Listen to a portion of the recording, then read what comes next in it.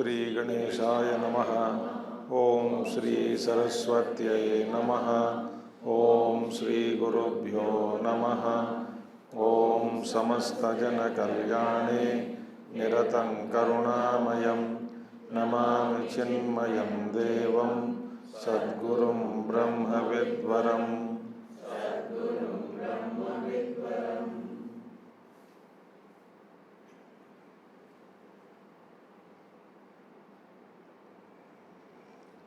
ओम सदाशिवसमारम्भां शङ्कराचार्यमध्यमाम् अस्मदाचार्यपर्यन्तां वन्दे गुरुपरम्परां। शङ्करं शङ्कराचार्यं केशवं बादरायणं सूत्रभाष्यकृतौ वन्दे भगवन्तौ पुनः पुनः। श्रुतिस्मृतिपुराणानाम् आलयं करुणालयं नमामि भगवत्पादं शङ्करं लोकशङ्करम्।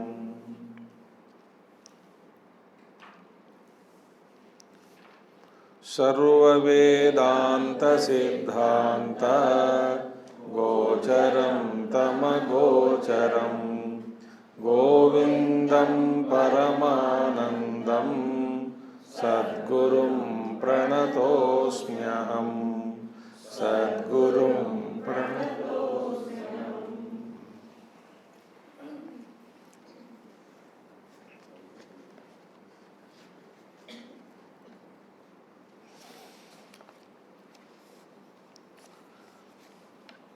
सो ज्ञान का फल क्या है, उस प्रसंग में हम हैं अभी। तो भगवान कहते हैं संसिद्धस्य फलम तो एतद् जीवन मुक्तस्य योगिनः। जीवन मुक्ति योगी का फल क्या है? 419 श्लोक में बहिरंतः सदानंदः रस आस्वादनम आत्मनि। बही ही अंदर, अंदर भीतर बाहर, बाहर भी एक रस का अनुभव कर लेता है। ये ज्ञान का फल है। तो भगवान बाद में कहा हमसे, यहाँ पे श्लोक में 420वें श्लोक में वैराग्यस्य फलम बोधः बोधस्य उपरति फलम स्वानंदानुभवात् शांति ही एषा एव उपरतेः फलम। हमने पिछले महीने में हम क्या देखा, इसका कर्मयोग का फल क्या है? कर्मयोगस्य फलम वैराग्यम। वैराग्य का फल ज्ञान माने बोध। बोध का फल क्या है? उपरति। उपरति माने निवृत्ति, शांति ही। और उपरति का फल क्या है? आनंदानुभव। अल्टीमेटली दैट इज शांति रूपी आनंद का अनुभव। ठीक है। तो ये उत्तरोत्तर अभाव पूर्वपूर्वंतु निष्फलम। यदि माने आगे वाले जो नहीं मिलता, पूर्व का निष्फल हो जाता है। माने यदि वैराग्य से फलम बोधः, सो बोध हुए बिना वैराग्य निष्फल है ना। तो बोध माने ज्ञान। तो ज्ञान मिला नहीं वैराग्य के द्वारा, वह वैराग्य निष्फलम। और ज्ञान का फल क्या है? बोधस्य उपरति ही। माने ज्ञान के द्वारा उपरति नहीं मिला तो वह ज्ञान निष्फल भवति। ठीक है। फिर हमने देखा कि विद्यायाः प्रस्तुतम फलम। विद्या का फल क्या है? सुखेषु विगतस्पृहः दुखेषु अनुद्विग्नमनाः। श्लोक में अनुसार दृष्ट दुखेषु अनुद्वेगः विद्यायाः प्रस्तुतम फलम। विद्या का फल क्या है? प्रस्तुत फल अनुद्वेग रहना, दुखों में, क्लिष्ट परिस्थितियों में उद्वेग नहीं होते हुए रहना, यह विद्या का फल। यत्कृतं भ्रांति वेलायाम नाना कर्म जुगुप्सितम पश्चात नरो विवेकं तत् कथम कर्तुमर्हति। भ्रांति काल में जुगुप्स माने बहुत प्रकार के निंदनीय कर्म जो करते हैं, किए हैं, बाद में ज्ञान के बाद, विवेक प्राप्त करने के बाद उसी वैसे इस तरह के कर्मों को क्यों करते हैं? तथा तत्कथम कर्तुमर्हति।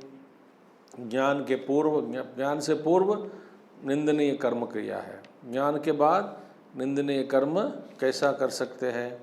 यहाँ तक हमने देखा है, करेक्ट? ठीक है।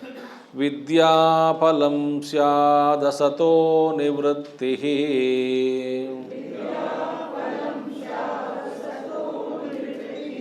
प्रवृत्तिरज्ञानफलं तदीक्षितम्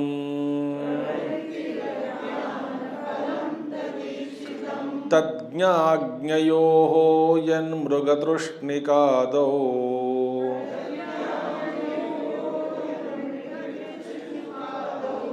नो चेद्विदां दृष्टफलं किमस्मात्।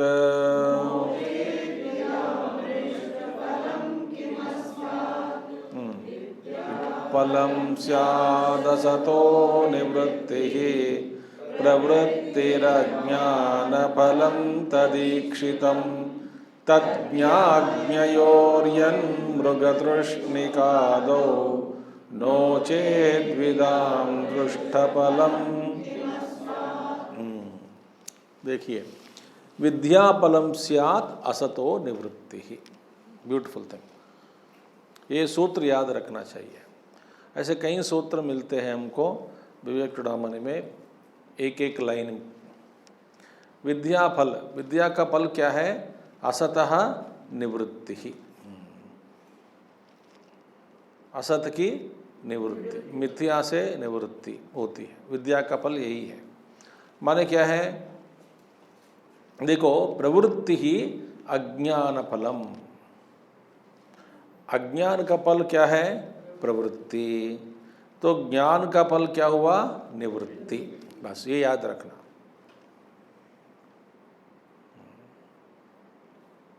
ज्ञान का फल निवृत्ति, अज्ञान का फल प्रवृत्ति। देखिए, तो संसारी अज्ञान का फल भोगता है, ज्ञानी असंसारी ज्ञान का फल भोगता है। ठीक है, संसारी कौन सा फल भोगेगा? अज्ञान फलम। असंसारी ज्ञान फलम भोगता है। तो यही फर्क है। विद्या फलम स्यात् असतो निवृत्ति ही। असत माने क्या है? अनात्मा। अनात्मा माने जगत, जगत से निवृत्ति। कहे क्यों? तज्ज्ञ अज्ञयोः, ज्ञान और अज्ञान, इसमें माने ज्ञ जानने वाला, अज्ञ नहीं जानने वाले, माने ज्ञानी और अज्ञानी। उसमें इन दोनों के बीच में यन मृगतृष्णिकादौ नोचेद विदाम दुष्टफलम किमस्मात्। देखिए, मृगतृष्णिका हम अब जानते हैं। तो मृगतृष्णिका जैसे स्पष्ट रूप से अज्ञानी मृगतृष्ण के और देख के भागेगा उसके प्रति, ज्ञानी देखते हुए भी नहीं भागेगा। यही फर्क है।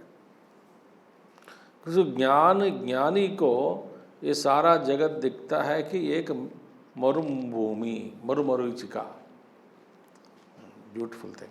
तो क्या है? तो एंटायर जगत, अनात्म जगत, सारा कुछ मृगतृष्ण ही है। माने इसमें धर्म, अर्थ, काम, मृगतृष्ण।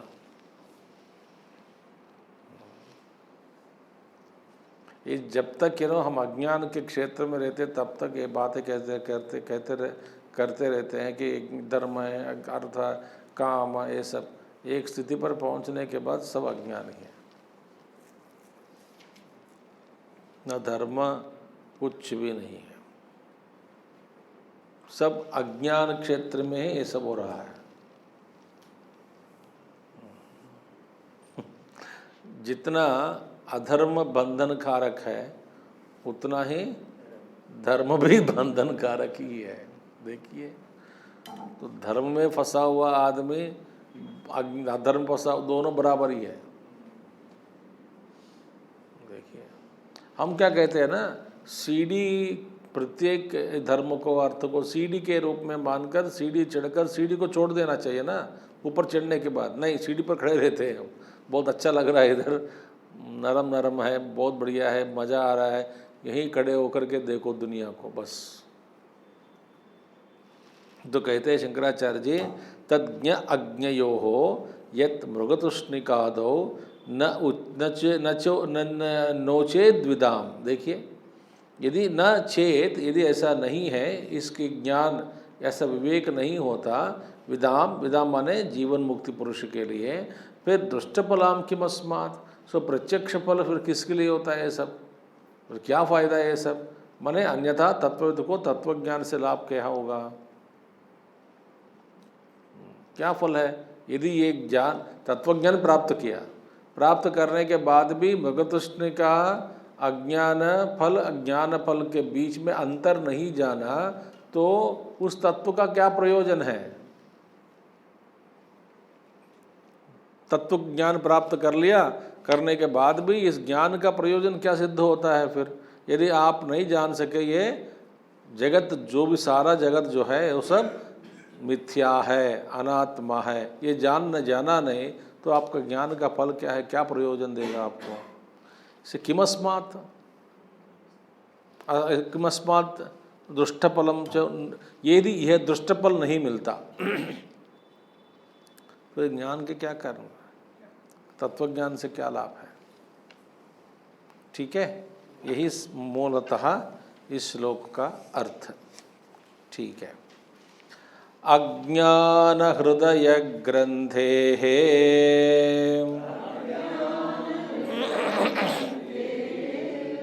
विनाशो यद्यशेषतः अनिच्चोर्विषयः किन्नो प्रवृत्तेः कारणं स्वतः। अज्ञान हृदय ग्रंथेः विनाशो यदि अशेषतः अनिच्चोर्विषयः किन्नो प्रवृत्ते कारणं स्वतः।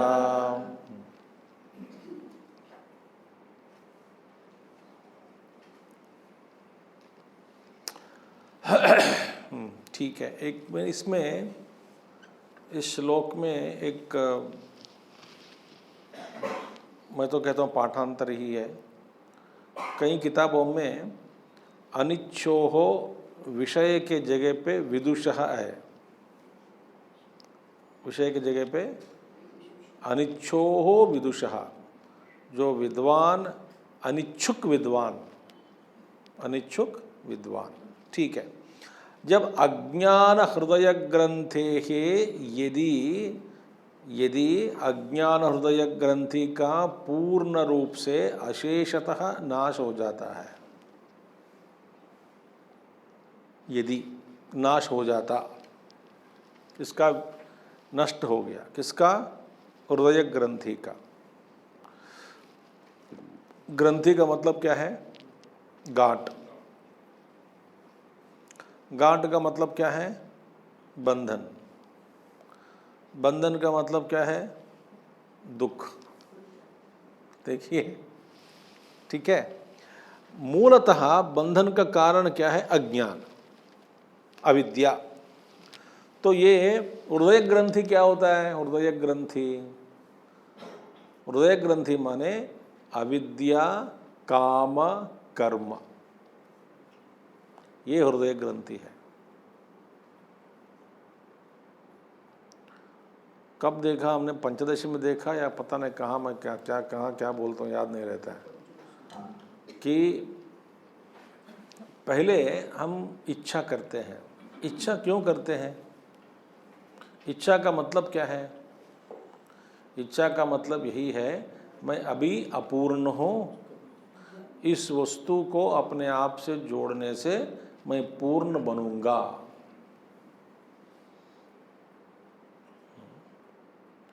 तो इच्छा मतलब क्या होता है, अपूर्णता का एक निदर्शन, एक तार्काण बोलते, माने अपूर्णता है। अस अपूर्णता का एक क्या कहते हैं, एक प्रमाण क्या है, कामना। देखिए, तो कर्म हम क्यों करते हैं, काम के कारण। और काम के कारण कर्म करते हैं और कर्म के द्वारा कर्म का फल मिलेगा। उस फल सुख या दुख देगा और सुख भी दुख का ही दूसरा रूप है, मानते हैं कि नहीं? और दुख तो दुख ही है, अल्टीमेटली मिलेगा क्या हमको? दुख ही है। और उस दुख को सुधारने के लिए फिर कर्म करते हैं, फिर योजनाएं बनाते हैं। एक कर्म, फिर क्या है? इच्छा, फिर कर्म, फिर इच्छा। पंचदशी में देखा है, पंचदशी में हमने देखा जीव क्या करता रहता है।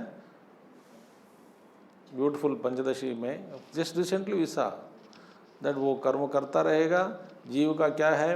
इच्छा करता है, कर्म करता है, फिर इच्छा करेगा, फिर भोग्यम, फिर भोग, फिर कर्म, एक करता रहता है। इसका मूल कारण क्या है? अविद्या। अविद्या का मतलब क्या है? माने मैं पूर्ण हो ऐसा ज्ञान नहीं होना ही अविद्या है। यदि मैं अपने आप में पूर्ण हूँ सो अविद्या हट गई तो कामनाएं हट जाती हैं। जब कामनाएं हट जाएगी कर्म का कोई प्रयोजन नहीं रहता। Beautiful thing. सो ये सब जान। सो अब इसको अभी क्या हृदय ग्रंथि कहते हैं, अज्ञान ग्रंथि। अज्ञान के कारण हृदय में जो हृदय ग्रंथि होती है, हृदय ग्रंथि विनाशः, यदि इसका नाश हो जाता है अशेषतः, पूर्ण रूप से,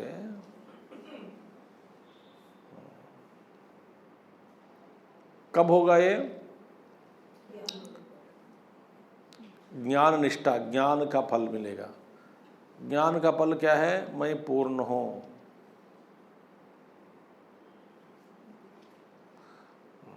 आत्म सुख के लिए मेरे लिए कुछ भी आवश्यकता नहीं है। लेकिन दुनिया में व्यावहारिक अहंकार जरूरी है।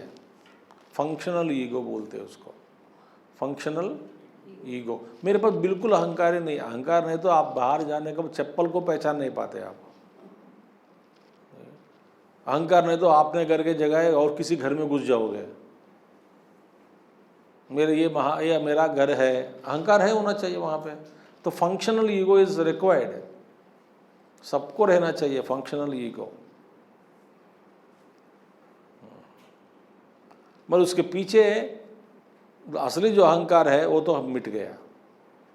तो अज्ञान हृदय ग्रंथि ही विनाश यदि अशेषतः, फिर अनिच्छो हो, अनिच्छुक बन गया। अनिच्छुक माने उसके मन में कोई इच्छा नहीं है, अभी कोई इच्छा नहीं है। तो व्यवहार के लिए जो चल रहेगा फंक्शनल ईगो रहेगा। प्यास लग रही है, भूख लग रही है,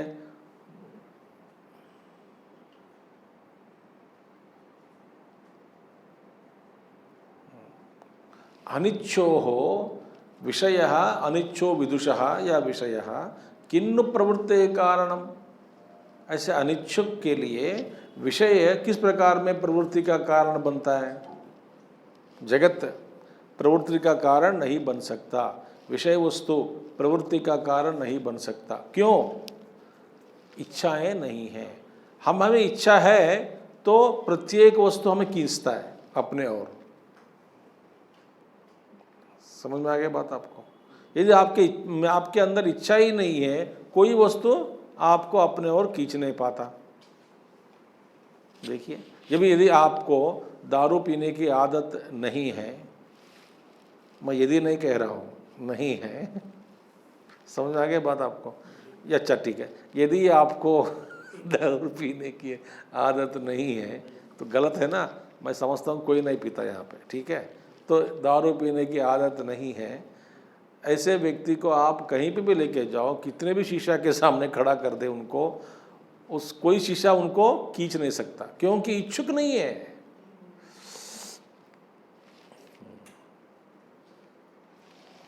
सबसे श्रेष्ठ वैराग्य क्या है? चलो बता देता हूँ। सबसे वैराग्य क्या है? स्वामी जी मुझे सुबह 6 बजे से लेकर के रात को 8 बजे तक मुझे में वैराग्य बहुत है। 8 बजे शाम होते ही शीशा दिखनी चाहिए। माने उस समय में मैं समय का एक समय में बांधा गया समय से, उस समय को कुछ हो जाता है। 8 बजते ही मेरे वासनाएं जागृत हो जाते हैं। 8 बजे तक विरागी हूँ। सुबह कोई पिलाने के दिए, मैं नहीं पीऊँगा, अभी ये समय नहीं है, नहीं पीऊँगा। 8 बजे रात को ज्ञान है, वो ज्ञान है कि पीने से खराब है, स्वास्थ्य के लिए ठीक नहीं है, सब ज्ञान है। पूरा लेक्चर देगा आपको, तो इसलिए बोल नहीं सकते। ज्ञान में कमी नहीं है, खास करके हमारे देश में। मुंह खोले रामचरितमानस बोल देंगे, रामायण बता देंगे, गीता का सुना देंगे आपको, उपनिषदों के बारे में बता देंगे। मुंह खोले तो सारा ज्ञान ही ज्ञान निकलता है, मगर 8 बजे होते ही याद आ जाती है ना। इस तरह का जो वैराग्य ज्ञान के प्राप्त भी समय के कारण वो बंधन में पड़ गया। समय क्या उसको नचाता है, समय उस समय में वो याद आ जाता है, उस वासनाएं जागृत हो जाती है, उससे मुक्त नहीं कर पाओगे, अपने आप को कर नहीं पाता। एक हो गया। दूसरा है समय को पार कर लिया, मगर वस्तु को देखने के बाद वासनाएं जागृत हो जाती है। जब तक नहीं देखा उसको याद नहीं आता। उसका वैराग्य कैसा है, जब तक देखा नहीं तब तक कोई प्रॉब्लम नहीं, देख गया तो गया। हमारा वैराग्य कई वस्तुओं के साथ ऐसे ही है। जब तक दम आलू का दर्शन नहीं किया कोई प्रॉब्लम नहीं, दम आलू का देखा, अरे यार दम आलू मिल गए, मस्त खाएंगे, मज़ा आएगा, बहुत दिन हो गए खा के, दिखने के बाद वैराग्य हट गया, रागी बन गए, रागी। ये कुछ लोगों का है, उसको भी पार करो तो वस्तु सामने है, स्मृति में भी आ जाए, किसी ने याद दिलाया तो भी आप अनिच्छुक ही हैं। मन में कोई स्पंदन नहीं होता। ठीक है, जो है खाना है खाएंगे, मगर मन में विशेष रूप से उस वस्तु के प्रति कोई लालसा नहीं है। यह है वैराग्य। उस वैराग्य के बिना आध्यात्मिक जीवन में साधक आगे नहीं बढ़ सकता। आपका समझेगा स्तर, सब ज्ञानी लोग हैं, ज्ञान सब में बराबर है, ज्ञान में कोई कमी नहीं है, सब सुन के गए सत्संग, परंतु इसमें स्तर भेद है। तो अनिच्छुक कब है? पूर्ण विरागी। वस्तु को आपने सामने रखो तो भी कुछ नहीं फर्क पड़ता उनको, अंतःकरण में कोई वृत्ति जागृत नहीं होती उस वस्तु के प्रति।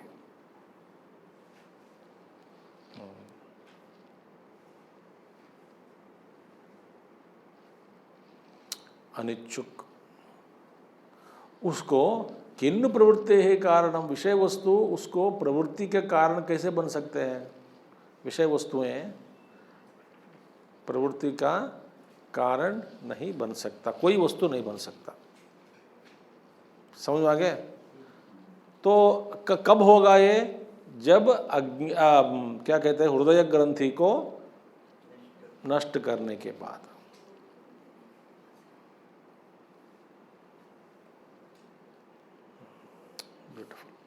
तो इसलिए there will not be any प्रवृत्ति फॉर देम, ऐसा ही वैराग्य है। अब अगले श्लोक में तो जीवन मुक्ति के लिए किस प्रकार प्रवृत्ति नहीं होगी, क्यों नहीं होती प्रवृत्ति उनके लिए, ये बताया। अद्भुत श्लोक है, ये भी सूत्र के रूप में याद रखने का विषय है। श्लोक मैं नहीं कह रहा हूँ, श्लोक याद करोगे तो अच्छी बात है, वासनानुदयो भोग्ये वैराग्यस्य तदावधिः अहं भावोदया भावो बोधस्य परमावधिः लीनवृत्तेरनुत्पत्तिः मर्यादो परतेस्तु सा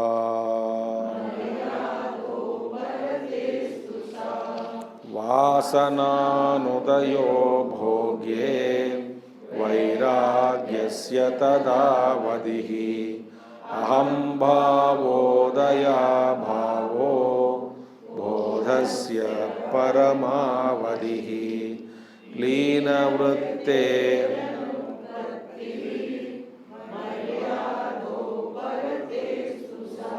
देखिए, वैराग्य,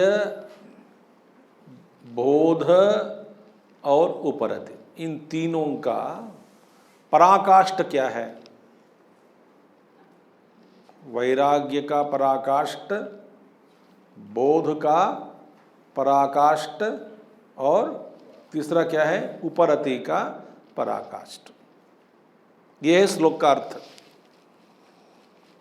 माने वैराग्य का पराकाष्ठ माने चरम सीमा। बस हम कह सकते हैं वैराग्य में सबसे ऊपर पहुंच गए। जैसे मैंने कहा अभी तक, छोटा छोटा वैराग्य क्या है? दिन में कभी याद नहीं आता, शाम 8 बजे होते ही याद आ जाती है। एक तरह का वैराग्य है, मगर कमज़ोर है, एकदम कमज़ोर। और कुछ लोगों को वस्तु को देखने के बाद, और कई लोग यदि कोई याद नहीं कराया ठीक है, कोई याद कराता है तो फिर जागृत हो जाती है इच्छा। कोई चर्चा करते हैं, सुनते ही जागृत हो गई इच्छा। देखिए,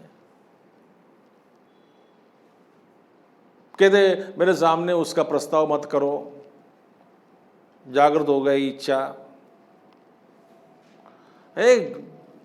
मैं क्या कहता, दारू के प्रति नहीं, मिर्ची पकौड़ा के प्रति भी हो सकती है। मैं एक जानता हूँ किसी को, उनको मिर्ची पकौड़ा इतना पसंद है कि पूछो मत। उनको जहाँ जहाँ मिर्च पकौड़ा दिखता है ना, स्वामी जी मिर्च पकौड़ा, तो मैं क्या करूँ, तो रोक के खरीद लेता है। और इसका ये प्रॉब्लम है कि पेट में खराब हो जाता है बेचारा, गैस बनता है, ये बनता है, वो छोड़ेगा नहीं मिर्च बज्जी। मिर्च पकौड़े के प्रति इतना आसक्त है वो। बस कहीं कोई पूछेगा महाराज आपके लिए नाश्ता बनवाओ, मिर्च पकौड़ा बोलेगा। मैं उनको कई बार बोल चुका हूँ कि यार तो बहुत ज़्यादा खा रहे हो, स्वास्थ्य बिगड़ जाएगा, तो मत करो ऐसा, गैस्ट्रिक प्रॉब्लम हो जाएगा, गैस का प्रॉब्लम होता है। मिर्ची मिर्ची मिर्ची,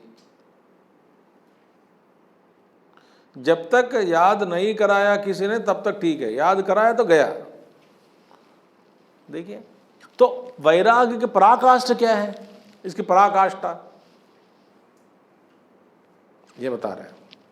वासना अनुदय, वासना अनुदय, उदय नहीं, अनुदय। वासना अनुदय माने उदय नहीं होना। भोग्य, भोग्य वस्तुओं के प्रति, भोग के लिए, अनुभव के लिए वासना बिल्कुल जागृत नहीं होता, उसको कहते हैं वैराग्य की पराकाष्ठा।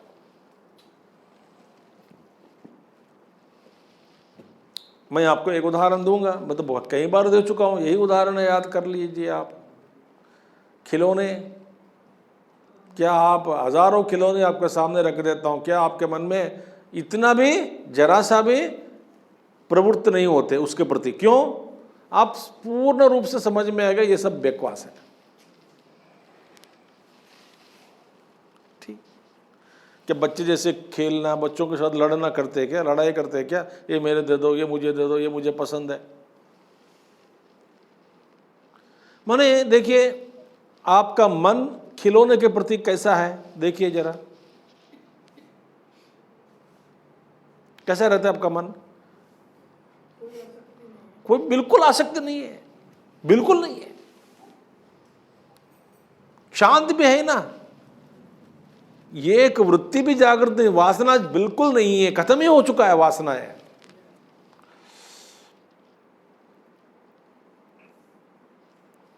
इतना सा भी नहीं लगता उनको मन में।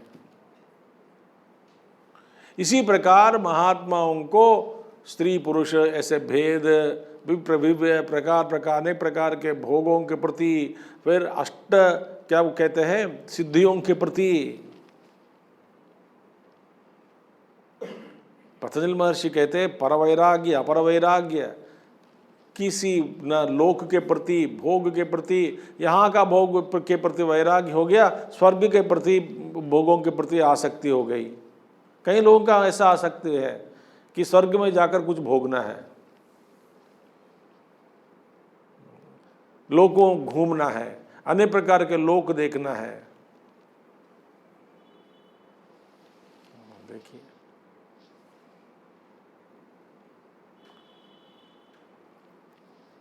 तो वैराग्य की पराकाष्ठा क्या है? वासना अनुदय।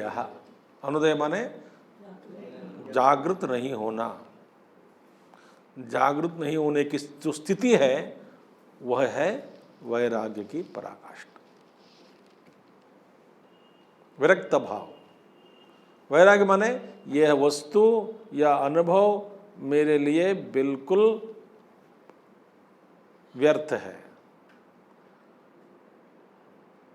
उसमें सुख नहीं है, ये सब माया है, मिथ्या है, उस भोग में कुछ भी नहीं है।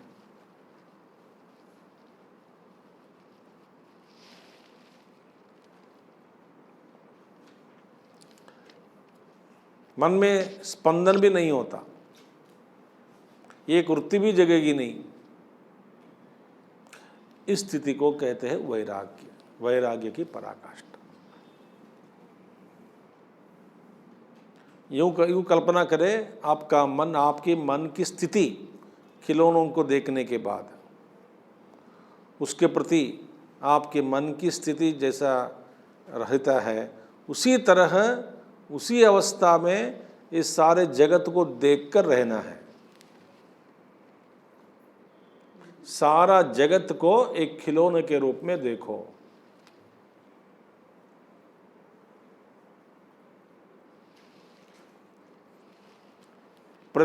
हर भोग फंसाने वाला ही है, इसमें कोई ऐसा अनुभव नहीं है जो हमको शाश्वत आनंद देने वाला, कोई भी नहीं है। प्रत्येक स्थिति, प्रत्येक प्रयत्न, प्रत्येक भोग हमको बांधने वाला ही है संसार में। इसलिए शंकराचार्य जी कहते हैं यही पराकाष्ठा है वैराग्य की पराकाष्ठा। वासना अनुदयो भोग्य, भोग वस्तु, भोगों में, भोग वस्तुओं के प्रति, भोगों के लिए, तदा अवधि ही, अवधि माने लिमिट, सीमा, चरम सीमा, वैराग्य। अच्छा, ज्ञान का पराकाष्ठा अहम भाव उदया अभाव। अहम भाव उदया अभाव माने अहम भाव का उदय का अभाव। देखिए, अहंकार अहम भाव का उदय का अभाव माने अहम भाव नहीं है। उदय, देखो उदय का माने उठता नहीं अहम भाव।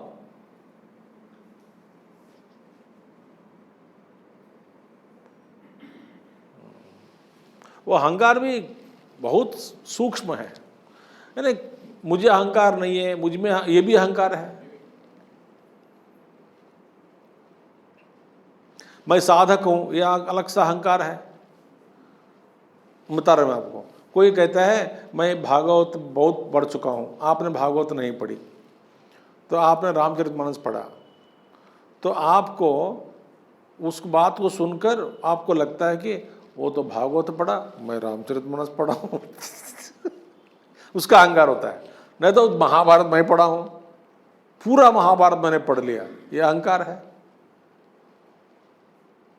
किसी 1,00,000 श्लोक पढ़ लिया, माय गॉड, ये भी अहंकार होता है। गीता में पूरा अध्ययन किया,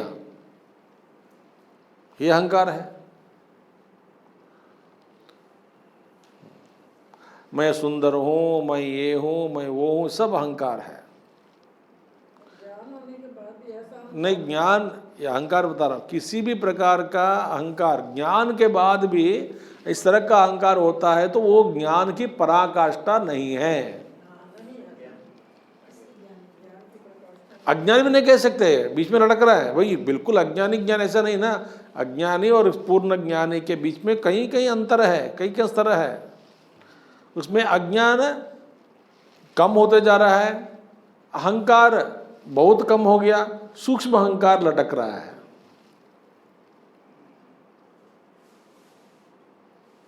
सूक्ष्म अहंकार, उसको पहचानना मुश्किल है, हमें लगता ही नहीं कि अहंकार है।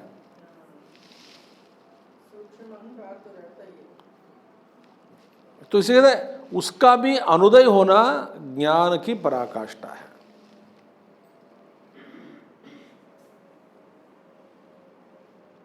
बिल्कुल अहंकार, ज्ञान मान जह एको नाही, देख ब्रह्म समान सब माही। यही बात आ गई इधर, कोई भी कहे वही कहते, उसी को दोहराते हैं। ज्ञान वह है जहाँ पे किसी भी प्रकार का मान नहीं है। और मान के बारे में मा कुरु धन जन यौवन गर्वम, कीर्ति गर्वम।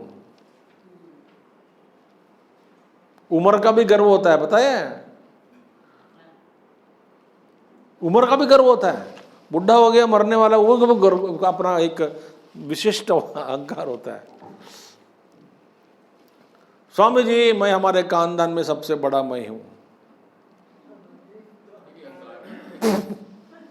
बड़प्पन का अहंकार सुना है कि नहीं? बड़प्पन का अहंकार कई लोगों को होता है। मैं तो कहीं जो स्वामी जी हमारे खानदान में मैं ही 92 नॉट आउट, एकदम फिट हूँ, दौड़ भी सकता हूँ, बात भी कर सकता हूँ, सबसे उम्र वाला मैं ही हूँ। बड़प्पन का अहंकार।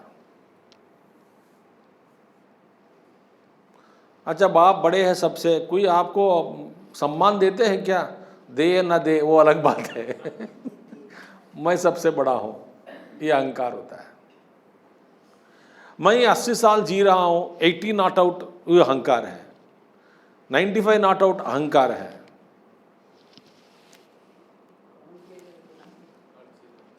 हर चीज में मेरे बाल पकाना, ये अहंकार है।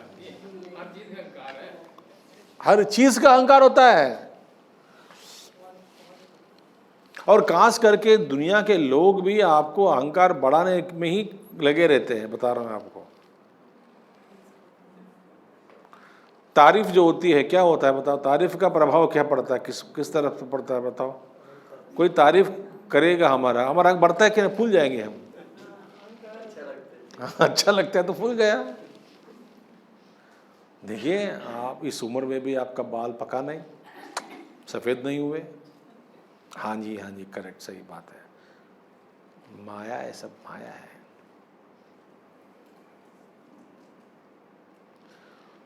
तो अहम भावा उदया अभावः बोधस्य परमावधि। ब्यूटिफुल।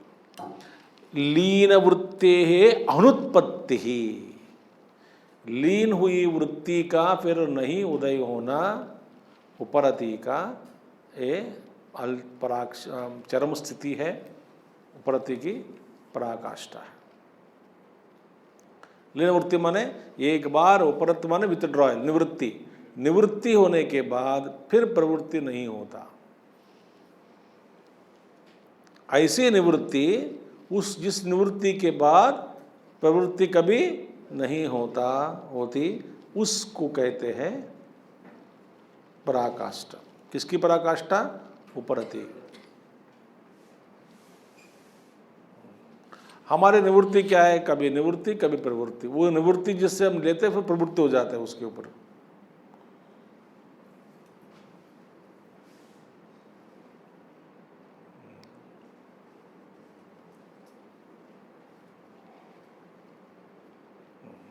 उपवास के दिन निवृत्ति हो गए, नेक्स्ट डे डबल प्रवृत्ति।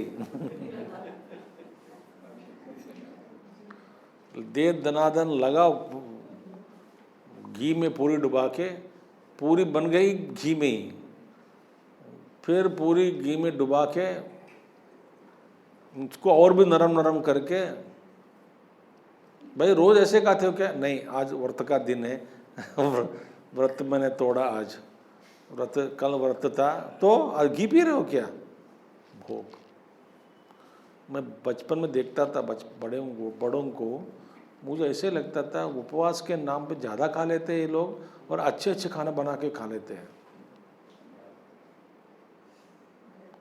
हमको दाल चावल मिलता था, उनको विशेष खाना, हमको इतना टुकड़ा टुकड़ा मिलता प्रसाद के रूप में, वो उसके नाम पे चाट चाट के खाते रहते। हम भी खिलाओ, हमको भी वैसे ही खाना। नहीं, व्रत का खाना तो क्या होता है, हम भी खा सकते हैं ना? नहीं। एक निवृत्ति, ऐसी निवृत्ति हो बाद में कभी उठे नहीं, उठती, उसको कहते हैं उपरति। इसी का पराकाष्ठा, परमावधि। क्या कहें? वैराग्य बोध उपरति, in full measure he enjoys. कौन? एक ज्ञान का फल है। आत्मज्ञान का फल क्या है? पूर्ण वैराग्य, पूर्ण बोध, पूर्ण उपरति।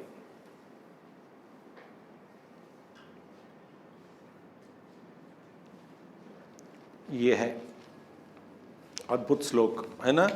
तो याद रखना है कि ज्ञान की अंतिम स्थिति क्या है? निरहंकारता। वैराग्य की अंतिम स्थिति क्या है? क्या कहते हैं यहाँ पे? वासना अनुदयः। और उपरति की अंतिम स्थिति क्या है? निवृत्ति, पूर्ण निवृत्ति। ऐसे प्रवृत्ति नहीं होना दोबारा। ये हो गया, ठीक है? तो आगे कहेंगे, ब्रह्माकारतया सदा स्थिततया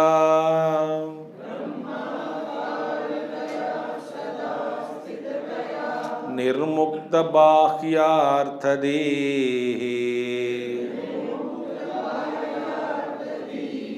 अन्यावेदित भोग्य भोग कलनो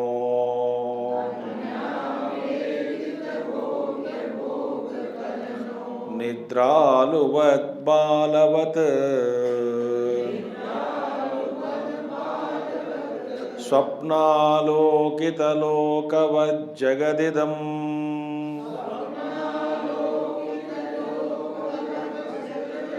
पश्यन् क्वचिल्लब्धधीः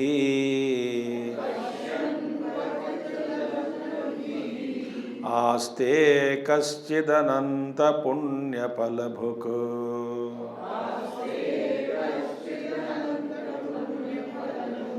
धन्यः समान्यो भुवि। बिफोर आई चांट अगेन, तीसरा लाइन हिंदी किताब में पश्यन एक्स्ट्रा वाह है वदर, है ना? वो वाह हटा दो। पश्यन क्वचिद लब्धधीः, वाह नहीं है, वहाँ पे वाह नहीं है, ठीक है? ब्रह्माकारतया सदा स्थिततया निर्मुक्त बाह्यार्थधीः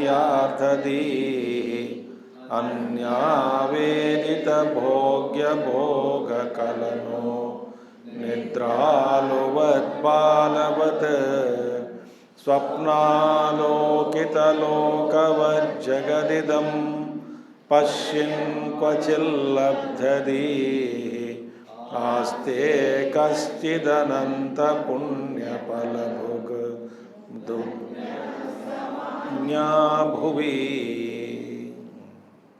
धन्यस्य मान्यो भुवि। देखिए,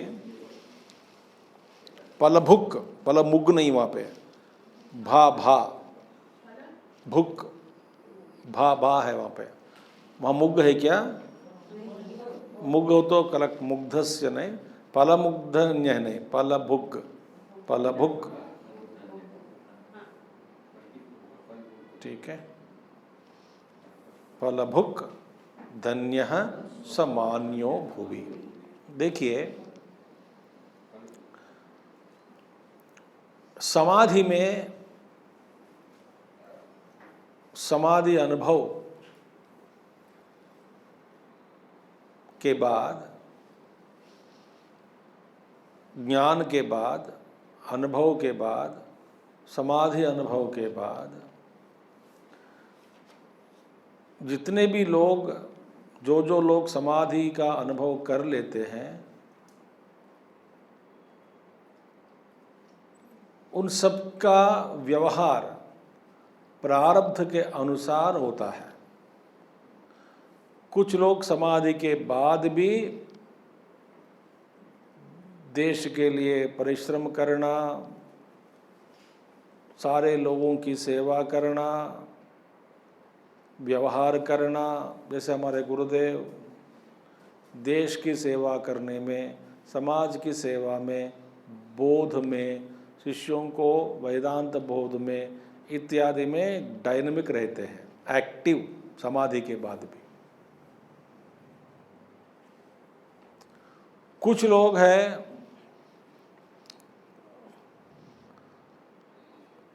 मधुकर वृत्ति को अपनाते हैं। मधुकर वृत्ति, मधुकर वृत्ति माने मधु, मधुकर माने बी, हनी बी।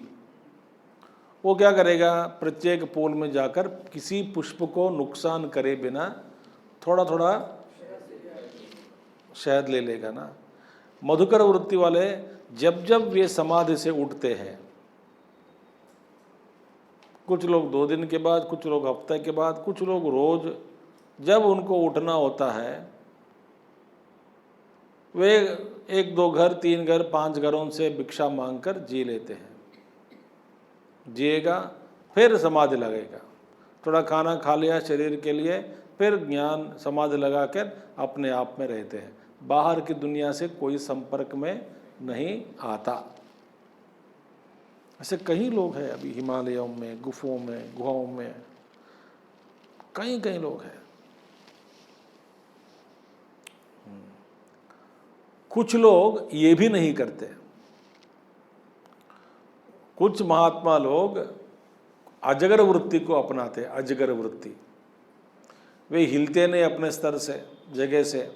वे कहते हैं यदि इस प्रारब्ध का है, शरीर रहने का है, प्रारब्ध में है, तो ईश्वर ही किसी भी रूप में, आहार के रूप में मेरे सामने आएगा, मैं ग्रहण करूंगा, नहीं तो मैं कोई प्रयत्न नहीं करूंगा।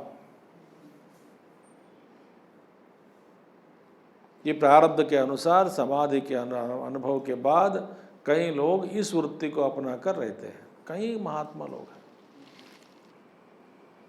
आप कुछ किताबें पढ़ोगे, कुछ महात्माओं के बारे में ऐसा भी कहा जाता है कि कोई भी पत्थर हो, कोई पदार्थ हो, उसको खाद्य पदार्थ के रूप में बदल कर खा लेते हैं।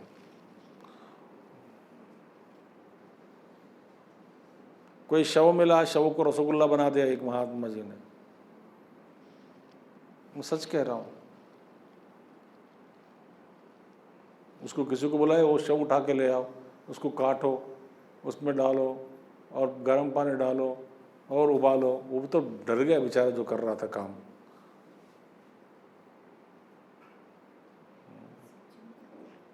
डर गया, मतलब ये क्या करवा रहे मुझसे।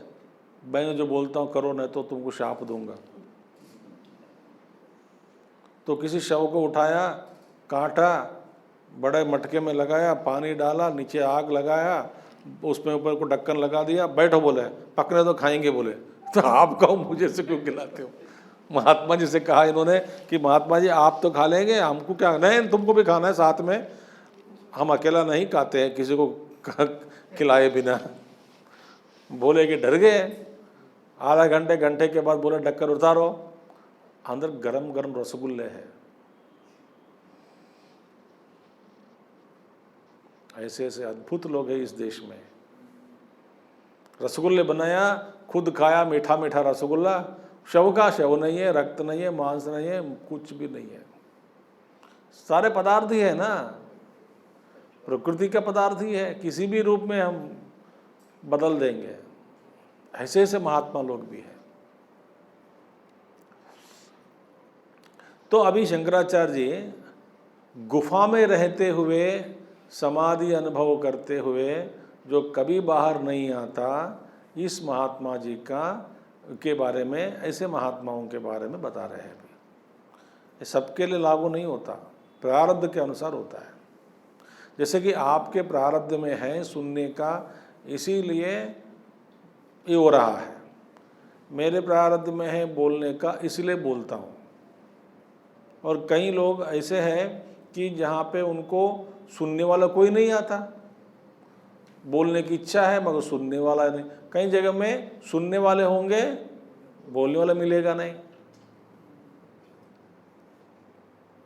प्रारब्ध में हो तो होता है,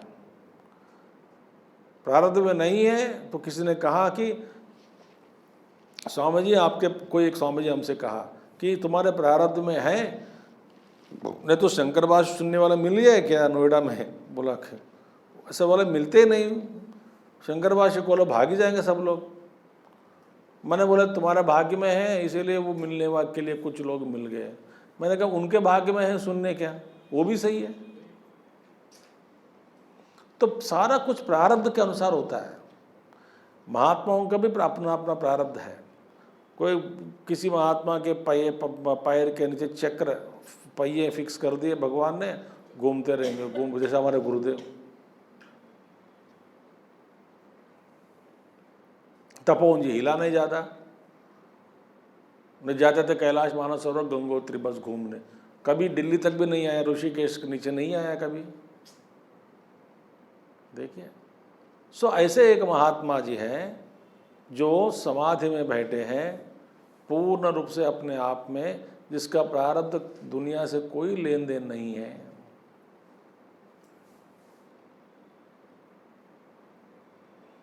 भगवान रमण महर्षि कहीं निकला क्या अरुणाचल से? तो उस महात्मा जी के बारे में बता रहे हैं। ऐसे जो महात्मा लोग होते हैं जो समाधि में बैठ गए हैं, उनकी स्थिति कैसी है?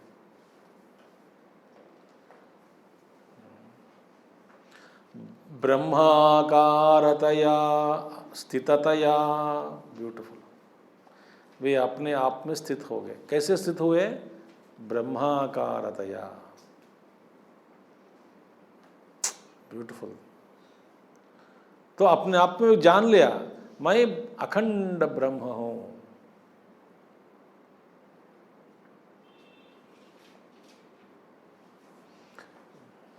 सारा विश्व मुझ में है, मैं तो ब्रह्म हूं।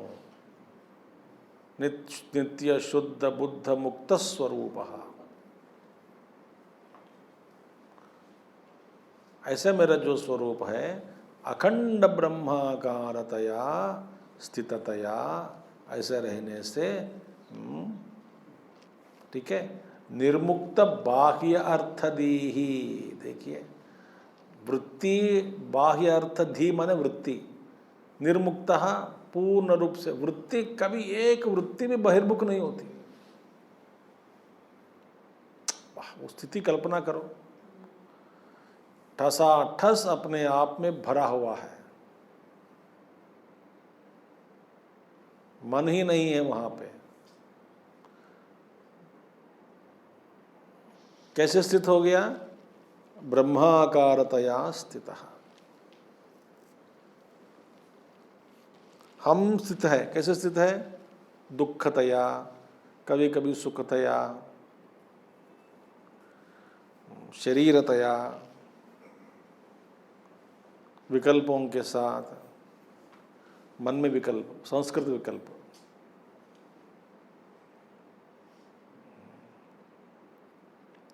कभी सुख कभी दुख भोगते भोगते, कभी रोते, कभी फ्रस्ट्रेशन, कभी डर। वाह, वे तो एकदम अपने आप को जान लिया, मैं शुद्ध चैतन्य हूँ। उसमें उनके भान में शरीर मन बुद्धि बिल्कुल नहीं है, मन है ही नहीं वहाँ पे, नैव मानसम।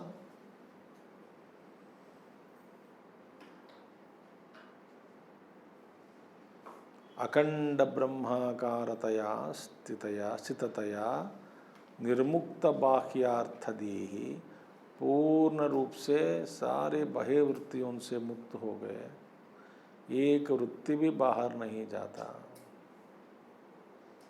संत ज्ञानेश्वर महाराज थे, ऐसे बैठ गए। रमण महर्षि थे ऐसे। निर्मुक्त, हमारा वासना इतने हैं भरपूर, वो ठोसते रहते हैं हमको बाहर की दुनिया, ठोकते रहते हैं, जाओ जाओ जाओ।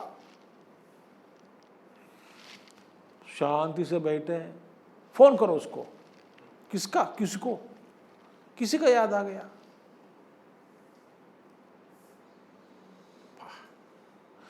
वासना ठोकते रहते, पोकिंग।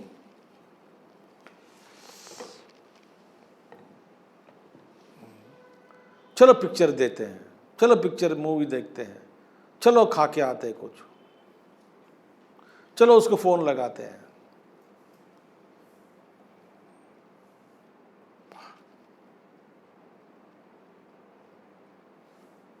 आपको कुछ महसूस हो रहा है?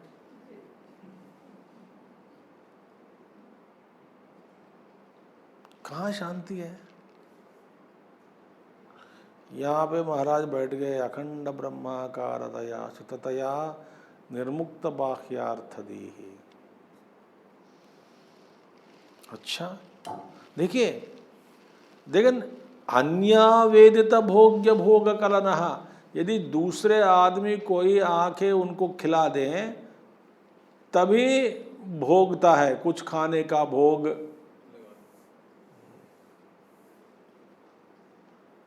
उसको तो स्पर्श नहीं है। रमण महर्षि जब ध्यान में बैठ गए, कुछ लोग जाकर के दूध पिलाते थे उनको, मुंह में डालते थे, मुंह खोल के नहीं, मुंह खुलता नहीं, ध्यान में बैठ गए और मुंह दूध डालते थे। रमण महर्षि जब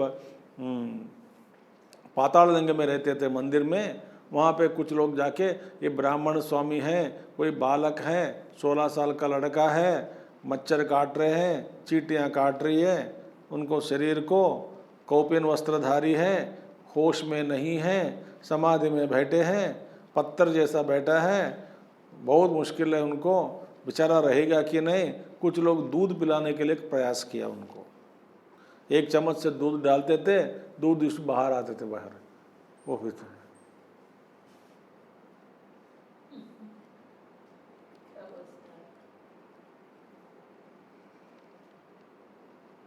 समाधि सब। कभी कभी महात्मा जी को, कभी कभी महात्मा भजन करो, कीर्तन करो, उनको नीचे उतारो, फिर तब खाना खिलाओ। महात्मा जी खाने का समय हो गया, कहा के 15 दिन हो गए, थोड़ा खा लीजिए। मुंह में खिला दिया, न तो किया, कुछ खा लिया। कैसे खाता है? अन्यावेदित भोग्य भोग कलनः, दूसरे लोग देने पर ही उनको वो ऐसा भोग मिलता है। कैसे? निद्रालवत बालवत। वाह,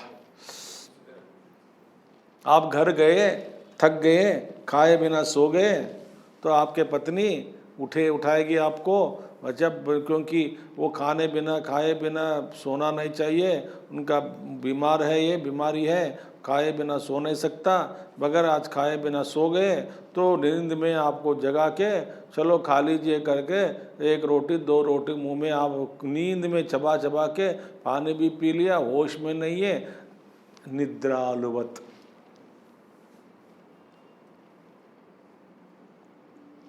कोई खिला दिया, खा लिया। वाह, अन्यावेदित भोग्य भोग कलनः, ब्यूटिफुल। देखिए, सो कोई आके लाए दे तभी ग्रहण करेगा, नहीं तो नहीं करेगा। मैं देखा हूं ऐसे अवधूत लोगों को, किसी को उनको बिठा के वहां पे कुर्सी बिठा के अभिषेक देते हुए पानी से नहलाते हैं, तभी महामार अभी है, मैं देख रहा हूं, मैं देखता हूं, देख चुका हूं, देखता हूं भी। ऐसे महात्मा लोग अभी भी है। एक अवधूत है दक्षिण में, अभी है, जीवित है, कहते हैं उनको 100 साल के ऊपर वाला है, एकदम नंगा आपने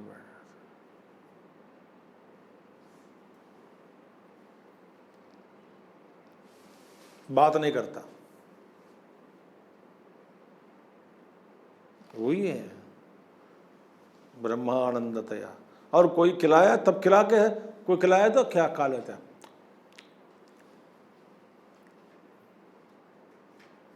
बालवत,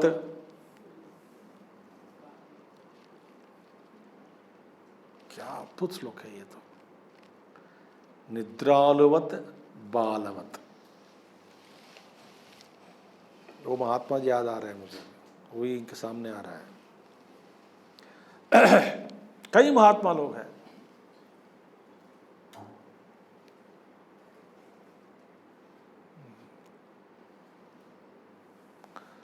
फिर स्वप्नालोकित लोकवत जगदिदम पश्यन, इस जगत को देखते हैं, स्वप्न जो जगत है, स्वप्न जगत।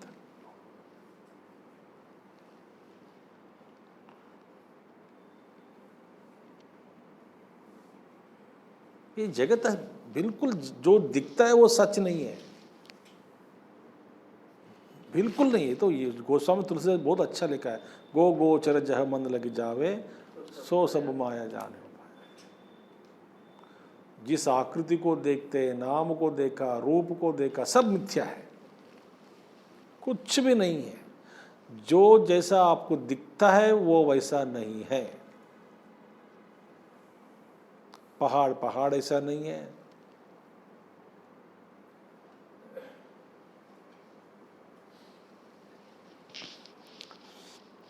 सो स्वप्नालोकित लोकवत जगदिदम पश्यन क्वचिल लब्धदीहि, क्वचिल लब्धदीहि माने कभी कभी जगत को देखता है,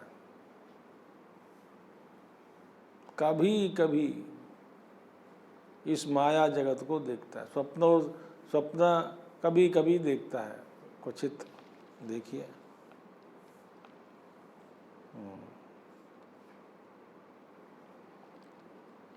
क्वचिल लब्धदीहि आस्ते रहता है, आस्ते सुखी रहता है, आस्ते ऐसा कोई है, कश्चित ऐसा कोई, ऐसे आनंद भोगने वाला ऐसा कोई है, आस्ते कश्चित, कश्चित आस्ते, कोई ऐसा है व्यक्ति इस तरह। क्या? अनंत पुण्य फल भुग, न जाने कितने जन्मों का फल है, कितने जन्मों का तपस्या का फल है, वो फल भोग रहा है। अनंत जन्मों का फल भोगता है, सधन्यः, वही धन्य है। मान्यो भुवि, मान्यो भुवि माने उनको वो fit for respect, adore, honour, reverence. मान्यो भुवि, देखिए, वही पूजनीय है, आदरणीय, गौरवनीय, पूजनीय, स्मरणीय, यही मान्य है। भुवि, ऐसे लोग अद्भुत लोग हैं। बाकी सब माया में फंसे हुए हैं। एक देखिए, पंचदशी में कहा गया है ना, आवर्तात् आवर्तनम, एक व्हिर्लपूल से दूसरे आवर्तन, एक आवर्तन से दूसरा आवर्तन, एक जन्म से दूसरा जन्म। चल रही है यहाँ तक। हाँ, तो ज्ञान जब तक हमको नहीं मिलता तब तक वापस बार बार आना जाना होता है। ठीक है। स्थित प्रज्ञो यतिरयम् यस्सदानन्दमश्नुते ब्रह्मण्येव विलीनात्मा निर्विकारो विनिष्क्रियः। स्थितप्रज्ञो यतिरयम्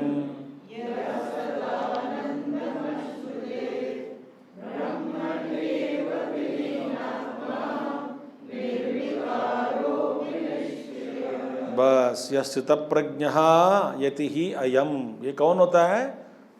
स्थितप्रज्ञ। स्थितप्रज्ञ का मतलब क्या है अगले श्लोक में बताएंगे।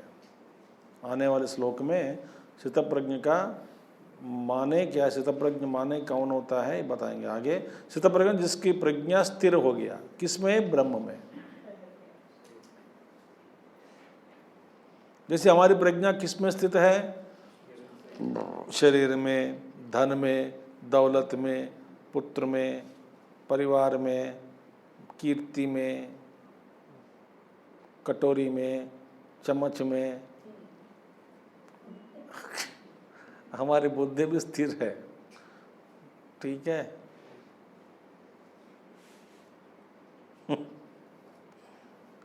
बीड़ी में, दारू में, कई लोगों का अपने अपने, सब लोग स्थितप्रज्ञ ही है कहीं ना कहीं उनका प्रज्ञ स्थिर है ना।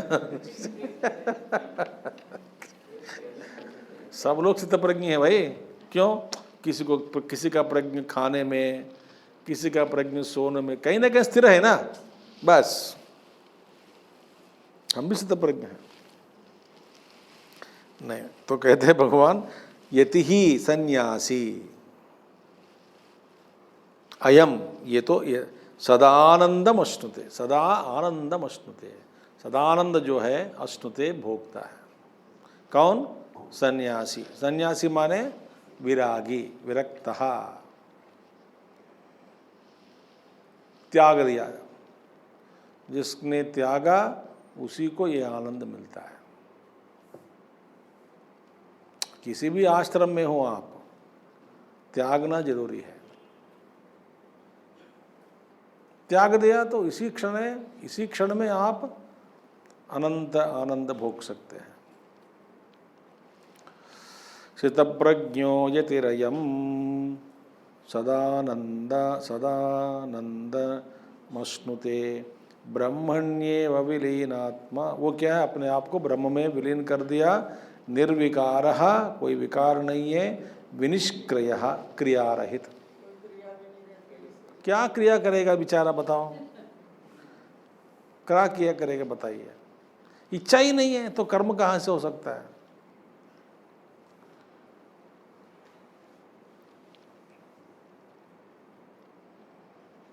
क्या लोग बोलते हैं आप इधर आ जाओ, उधर आ, मैं इच्छा ही नहीं है तो मैं क्या करूं?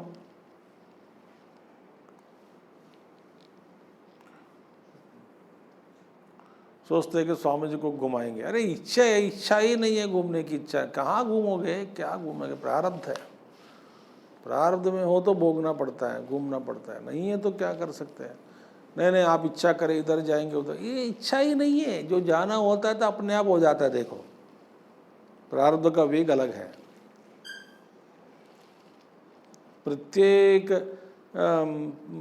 करके प्रत्येक रूप से बैठकर कोई संकल्प करना वेस्ट ऑफ टाइम। तो विलीनात्मा निर्विकारो विनिष्क्रियः। तो ब्रह्मण में, ब्रह्म तत्व में जिसका वो लीन हो गया, जो उसको, वो तो निर्विकार बन गया, विनिष्क्रिय बन गया। माने कोई क्रिया रहित, क्रिया और विकार रहित बन जाता है। कौन? स्थितप्रज्ञ। ठीक है। फिर कौन है स्थितप्रज्ञ? कौन है कल देखेंगे। ओम पूर्णमदः पूर्णमिदं पूर्णात् पूर्णमुदच्यते पूर्णस्य पूर्णमादाय पूर्णमेवावशिष्यते। ओम शांति शांति शांति। हरि ओम श्री गुरुभ्यो नमः। हरि ओम सद्गुरुनाथ महाराज की जय।